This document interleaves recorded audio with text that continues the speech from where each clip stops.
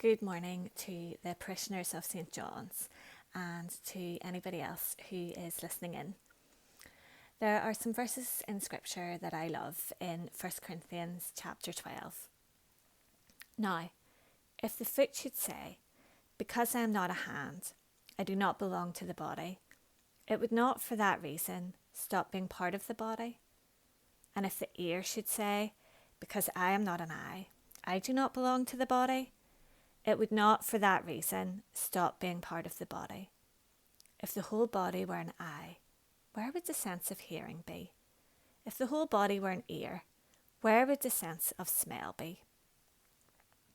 But in fact, God has placed the parts of the body, every one of them, just as He wanted them to be. The eye cannot say to the hand, "I don't need you," and the head cannot say to the feet, "I don't need you."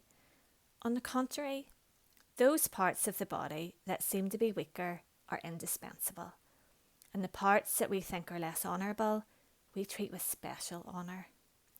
God has put the body together, giving greater honour to the parts that lacked it, so that there should be no division in the body, but that its parts should have equal concern for each other.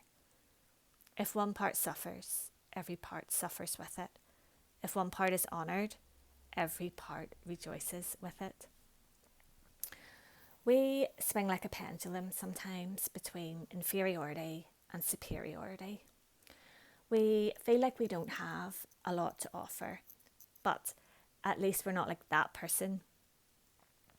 We can feel less than in our employment or lack of it, in our season of life, in our families. We can feel inconsequential on the world stage or in our particular community, the one where we live or worship. Perhaps we have a skill set that once seemed useful, but now, in the context of a world pandemic, seems useless. Some of us may have had a strong sense of belonging a few months ago, but the communities that we love to be part of just aren't the same behind screens and closed doors. We might not feel like connected to our colleagues when we're on Zoom. We might not feel part of our parish when we're on the sofa. We might not feel like a neighbour when we're shouting across the road. And it may be that we are feeling a disconnect from a body we love to be part of, which now seems fragmented rather than whole. The calendar turns to May, and as we look at another month of changed plans and cancelled events, we may be struggling with our sense of belonging and our sense of purpose. And we're embarrassed to be a foot in a world that so badly needs hands. We do feel better though than those people in the news, than that behaviour being shamed on Facebook, than our neighbour sometimes. And secretly we are convinced that we are the easiest member of our household to be quarantined with. We notice people breaking the rules.